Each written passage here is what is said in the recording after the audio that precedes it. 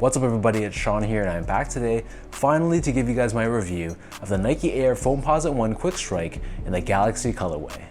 This is one of the most anticipated releases of the entire year, and although these released back in February, here in Canada, which is a very common thing, the release here was delayed and we didn't get our pairs until early April. So I did want to give a huge thank you over to Capsule for helping me secure this pair, which is a pair that's been missing from my collection since 2012. So the original Galaxy foams released back in 2012, and they released as part of a greater Galaxy-themed Nike collection, which coincided with the NBA All-Star Game in Orlando. So the Galaxy foams were the most sought-after pair of the pack, and it caused riots, fights, and just a bunch of chaos, which caused the resale prices for the original Galaxy foams to be thousands and thousands of dollars. So back in 2012, I was taking a small break from sneakers. I actually sold off a good chunk of my sneaker collection back in around 2011 to buy my very first condo.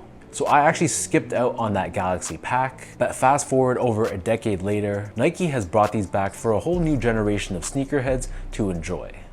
So these retailed for $230 US or $295 here in Canada. The official colorway for this shoe is anthracite, obsidian, and black. And this is a very close reproduction of the original Galaxy foams. I don't own a pair of the OGs to compare, but just from doing research on this, it seems like they almost nailed this exactly, except for one major component, which I'll point out to you guys later. And for those that aren't familiar with the Foamposite model, it originally released back in 1997. It was worn famously by NBA star Penny Hardaway, and the way it was manufactured was unlike anything that we've ever seen. So basically they poured a liquid polyurethane into these molds, and after applying heat to them, eventually they would turn out like this, resulting in basically this shell, which is what gives the shoe its tank-like appearance. So this was such a unique way of manufacturing, so it's fitting that the design of the shoe itself is also very, very unique, which is why it still remains one of Nike's most iconic sneakers of all time.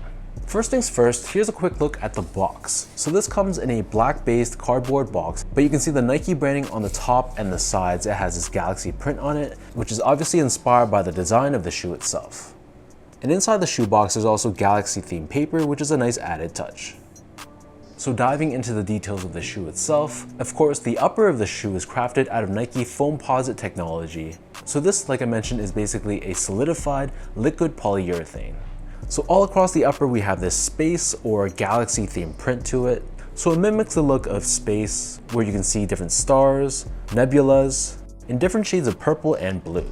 But like I mentioned earlier, the most noticeable change that they did for the 2025 version versus the 2012 is the very center of the front toe cap, where this panel is basically blacked out.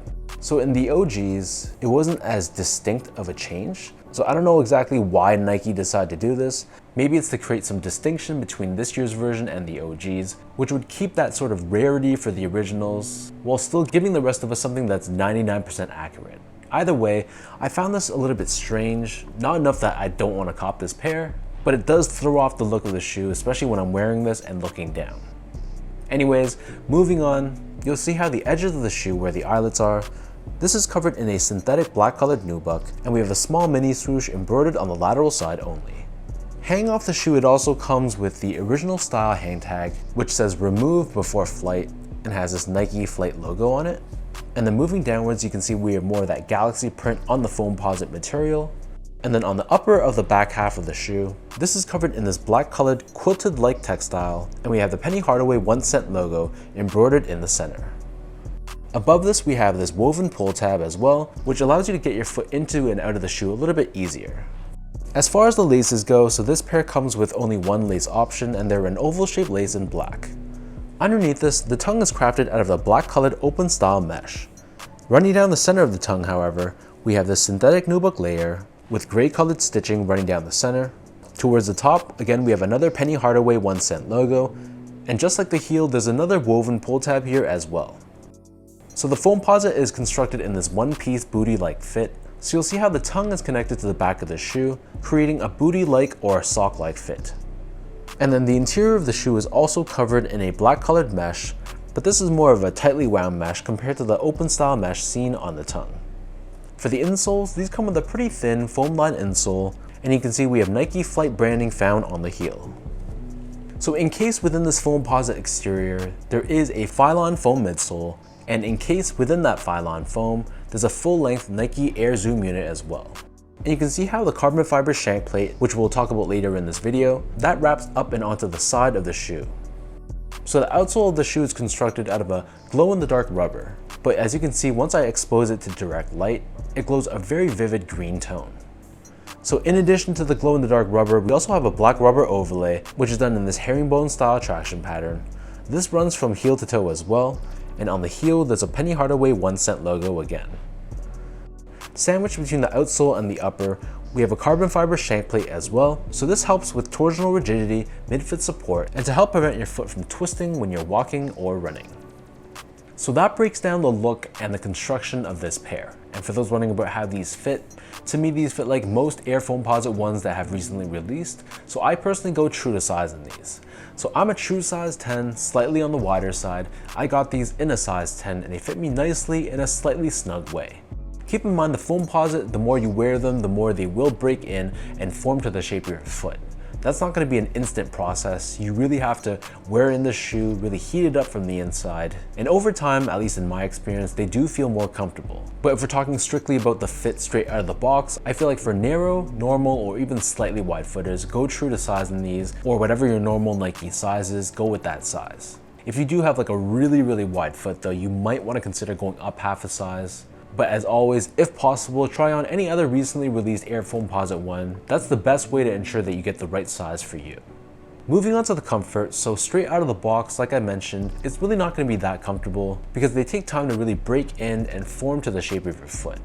So they're going to be a pretty heavy, very clunky feeling sneaker, and it's really going to feel like the upper is just wrapping around your foot, which makes this a very stuffy and warm feeling sneaker on foot.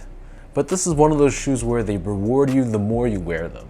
Not only will the Phylon and the Zoom Air break in, but the upper will form to your foot as well. So if you try these on for the first time and think that they're really uncomfortable, I mean, at the end of the day, they're never gonna feel like a mesh-based 2000s runner. And for the most part, they're still gonna be pretty tanky and the weight will be unchanged, but they'll feel better the more you wear them. Finally, in terms of the quality and the craftsmanship, so really not much needs to be said. This is your typical Foamposite 1 build.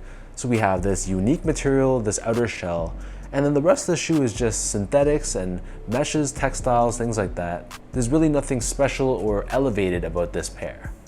However, the build of the shoe I thought was pretty flawless. The stitch job was good, no visible glue stains or anything like that, so I really had no complaints about this shoe. It's exactly what I expected when it comes to a Nike Foamposite.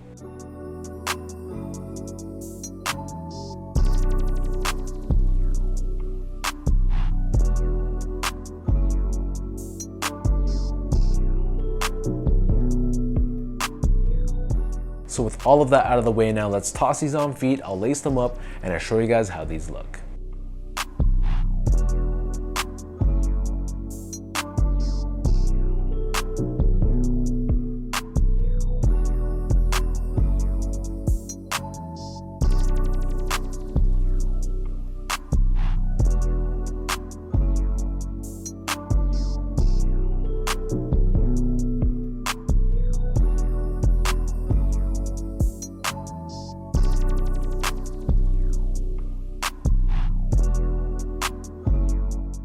All in all, like I mentioned, this is a pair I'm really happy to add to my collection, being that I missed out on the original release back in 2012.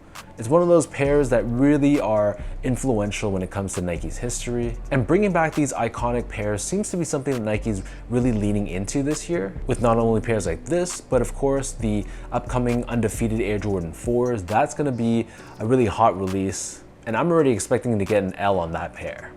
But regardless, I know opinions on this are kind of split. Some people like to see those iconic pairs preserved forever, whereas other people, myself included, don't mind that Nike's giving us a second chance to grab these for retail.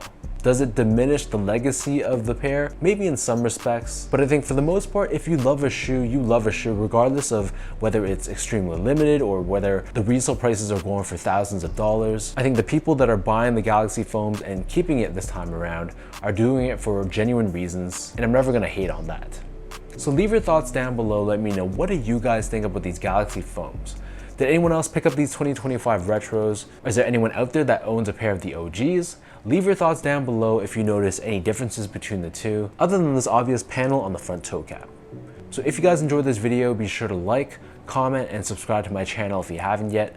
I'll link my social media accounts, all that stuff down below. And again, thank you for your continued support. Appreciate the views, the comments, the likes, and I'll catch everybody in my next video.